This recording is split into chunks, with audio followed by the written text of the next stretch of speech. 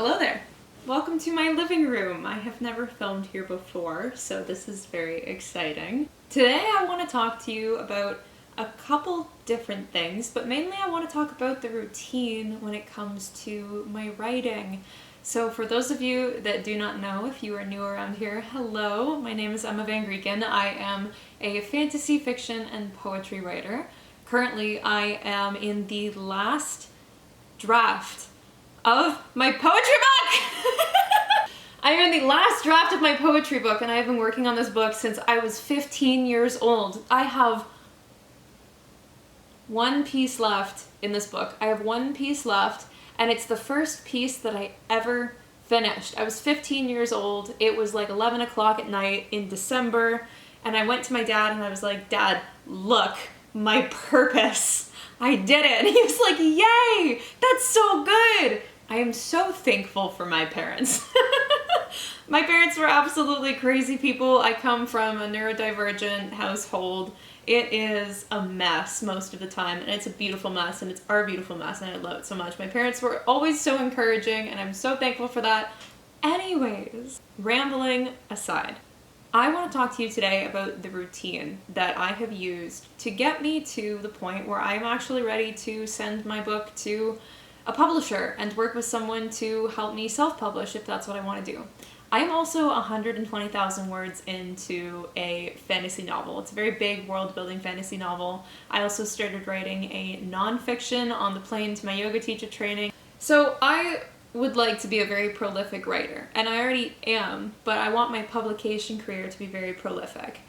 In order to create with the volume that I do, the first thing that I want to say when it comes to a consistent writing routine and building your own is probably the most bubble bursty thing, but also probably the most empowering thing. I actually don't have a writing routine. My writing routine, if I was going to be as honest and to the point as I could be, is this. I wake up at about 7 or 7:30 in the morning. I come downstairs, I let my dog outside for a pee, I make a coffee, I let my dog back inside from his pee, I say goodbye to my husband, he leaves for work at 8:30, I sit down and I start to write.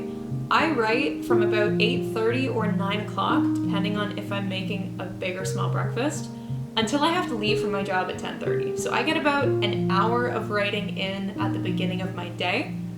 But sometimes that's not writing, sometimes that's editing a YouTube video, sometimes that's editing content. But I have that hour in the morning where I set that aside so that I can do something. When I'm home in the evening, I get home at around 5 or 5:30, depending on how the workday goes, and I make dinner. My husband and I sit down, we eat dinner, we clean the kitchen, and then it's like 7 o'clock. I maybe write for another half hour or an hour, depending on what our evening's doing. So I'd say per day, I am getting about a total of 1 hour to an hour and a half of focused time on my writing. That said, when I'm writing, I can write 1,600 words an hour. That's not really a problem for me. I have acclimatized to a certain pace. I'm quick, and I'm quick because I've been doing this for 10 years, and I do it very consistently.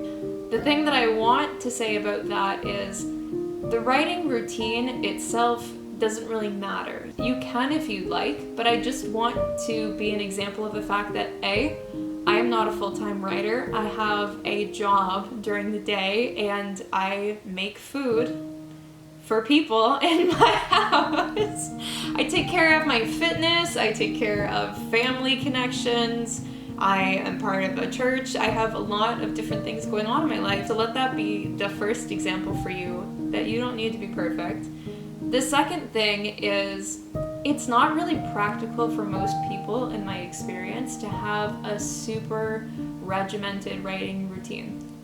It's more like you have to steal time away with it when you can. Elizabeth Gilbert from Big Magic has a really beautiful perspective on this. She talks about basically having an affair with your creative project. If you can steal like 5 minutes away with it, it's a super fun 5 minutes, and you're gonna be passionate about it, it's gonna be beautiful, and you're gonna wanna steal time away for it. A hard part about being a writer is I'm constantly writing in pockets of time. Very rarely do I have one solid day to write and edit. I did have a solid 4-hour workday this past Monday, and that was beautiful. I got so much done. I felt so good. So to sum that up, my writing routine is to steal as much small time as I can with my writing instead of getting distracted. That's really just the biggest thing. Choosing to be on my computer working on my book instead of on my phone playing on Instagram. Something that I do want to say about that though is I love to have a candle going. I love to have a cup of tea. So I ritualize the experience even if the experience itself isn't a routine. Sometimes I just don't have the time to get into a flow state, but I have time to chip away a little bit at it. But I will still approach it with this ritualistic sense of reverence. I am building my craft. I am working towards my purpose. I am doing something very meaningful here. And it's not something that's very tangible. And so when I start to get the self-doubt that comes in, having the routine to just write a little bit every day really does help. Now, when I say that, I don't want you to think that I am here getting an hour to an hour and a half of work writing done every single day. Balance is the combination of structure and flow. Without the structure of the riverbed, the river cannot flow in an organized fashion. If it's all just flow and there's no structure, it's a big broad ocean and there's no focus. But without the flow, it's just structure. Nothing can move, nothing can jive. I don't know what you want to call it. But so balance is the combination of structure and flow. Some days I'm going to prioritize getting a little bit of writing done instead of working on some other creative project. But sometimes I'm going to prioritize a workout, a bath, connection with my husband, getting some extra time outside, getting some more hours in at work. The main thing for me when it comes to saying I write every day is I will pick up this pen and I will make some scribbles. Or I will open my laptop and I'll make some tapping noises. It doesn't mean it has to turn into art. And this is a huge part of the self-doubt piece as well. Not just the consistency of having a small routine, but having the mindset that not everything you create needs to be art. You know what I'm saying? When it comes to self-doubt as well, I like to think of it like this. Belief is always going to change. You used to believe in Santa Claus, and then you found out something that made it very hard to still believe that that was true, right? We've all had this experience before where we very much believed something was true, and then all of a sudden our world shattered and it was no longer true. I remember when I found out that Santa Claus wasn't real, and we still wear those scars because that's not the only time we found out that something we believe isn't true. We used to believe that someone loved us and we found out that it wasn't true. We used to believe that someone was honest and we found out it wasn't true. We all have these battle wounds of believing in something and then realizing it's not true. So it's really hard to overcome self-doubt when you're trying to work with something like self-belief or belief in what it is that you're doing, because belief is something that can be shattered by a simple shift in perspective. Faith in something bigger than yourself never moves. That is unshakable. I have had multiple crises. I have had multiple crises of faith. I like to say that I had a baptismal moment and then I had a baptism. We did a baptism when we were out in the lake by our house, but I had a baptismal moment when I was crying to myself alone in my barn, just like bawling my eyes out, and I'm like, I literally cannot do this anymore. I can't believe in myself because I let myself down. And we all let ourselves down. That's the nature of being human. We're imperfect. But there is something bigger and greater than us. So if you have trouble believing in yourself for something, surrender it and see what happens. A lot of the time, self-belief and self-doubt comes down to a problem of control. We're afraid that if we let go of the need to see something through or the need to do something ourselves and make it happen and fix it, if we let go of that, then it might not happen. Or something unexpected might happen. Ooh. Deal with it. You're strong, you're independent, you're courageous, you can do this. If you are operating from a belief mindset, so many different things can shift your perspective. If you're operating from a faith mindset, there's something bigger than yourself, not that you even have to move towards, but just it surrounds you all the time. You're connected to it, you're part of it. There's a divine spark within you, and when you follow it, you get closer to that divine thing. If you're working off of that, self-doubt becomes this loop that you fall into sometimes. And when you get to that point, you're like, well, I guess it's time to practice letting go of control. I guess it's time to just surrender. I guess it's time to pray. I guess it's time to journal. I guess it's time to double down on the things that help me reconnect to my soul. When I go through self-doubt, I pick up my guitar. I play my piano and I make noise. I don't play the piano, but I love to go to the piano even though I know very little on it. I love to pick up the guitar even though I know like 3 chords on it. I love to sing. I love to write poetry when I'm doubting that I can ever write good poetry or go anywhere with my writing. I love to express myself. I love to connect. I love to be quiet. I love to have baths.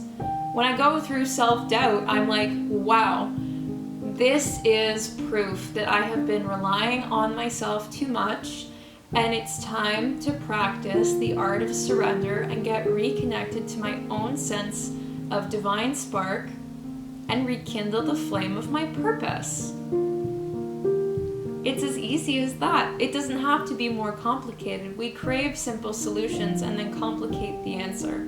But when it comes to something like routine and self-doubt, it doesn't have to be, I sit down every day from 9 until 2, I write 3,000 words while drinking a cup of green tea and eating a charcuterie board. It can be as simple as, when I have a moment where I can either be distracted or write, I choose to write. When I have a moment where I feel self-doubt, I double down on my recommitment to the fact that there's something bigger than me that draws me towards it and that I know it's good and it calls me to do this thing. A big practice I had when it came to getting reconnected to healthy routines and self-belief was pause. I paused everything that it was doing. I stopped trying to make anything happen. I actually said to myself, you don't have to do anything you're doing right now in your life. And I thought, okay, good. But let's take it one step farther. You know how you've always wanted to write a book your whole life? You don't have to do that either. You could die tomorrow, you could die right now, and you would be just as valuable without having ever accomplished anything. Because you are alive, and life is valuable, life is good, a flower will grow through the concrete. That's what tells us that God exists. Life will prevail. Follow the spark of life. You are a little flower in the garden of life. Things are either sapping your nutrients or helping you to grow. We don't need to ask the question of, how do I get good routines? Or how do I believe in myself? We get to ask the question of, what feeds into me? What makes me feel focused? What makes me feel strong? What makes me feel poignant? What makes me feel purposeful? What makes me feel like I'm connected to meaning? And on the other side of that, what makes me feel small? What makes me feel weak? What makes me feel like I don't like who I am? What makes me feel confused? What makes me feel rejected? These are the questions that we get to ask. And then through that, through following those things, routine naturally emerges. Self-belief naturally emerges. To get really practical with it though, I do not work well without big headphones on. If I put on big headphones, big noise canceling headphones, and I listen to lo-fi music, I will move around like nobody's business. I'm probably burning 3,000 calories with how much I'm moving every day doing my work, but I will get stuff done. Maybe your routine is just to do a little bit more every day with a little bit less perfection. Being able to not put unnecessary pressure on myself, being able to take breaks. If I wake up in the morning and I write down 9 a.m. until 11 a.m., I'm going to be writing 3 chapters. I will have 3 chapters written by 11 a.m. I will impose deadlines on myself. I will time block my day because then I know how long I can work for. This is so ridiculously effective. You are going to want to try it. I know it's a little bit of a controversial opinion to say that I don't really have a routine. I just build it into my life so that every time I could choose between a distraction or writing, I'm writing. And then through that, I build up basically like this resume of proof that I'm willing to show up for it no matter what. But at the end of the day, I'm giving it all away. It is not mine to decide, it's not mine to control, and maybe that's what you need to take from this. So I hope that was helpful for you. That was a mix of some practical things, but also a little bit of a mindset lesson on creativity not having to be perfect, and not everything you do has to be art. That's a great place to start for your routines, is just get into the consistent habit. And that naturally is going to lead you to a place where you're not doubting yourself as much. I promise. I have been there. I have seen that. I have gone through that. So, thank you so much for sticking around. I am honestly constantly amazed that we've got like 361 people in this community right now, and I am absolutely stoked about that because I am literally just a girl on my couch writing this book, following my dream, and people seem to care about it, which is so nice. So thank you so much for following along. Follow me on Instagram as well if you haven't already. The link is on my YouTube homepage, but I share a lot there if you want to follow the everyday adventures of me becoming a published author. My goal is to be done this poetry book by fall. So my late goal is December 21st, but then I have an earlier goal of October or September. For some reason, I feel like October is where it's at. I feel like October is just gonna be beautiful, but I guess I'll have to stick around and find out. Bye!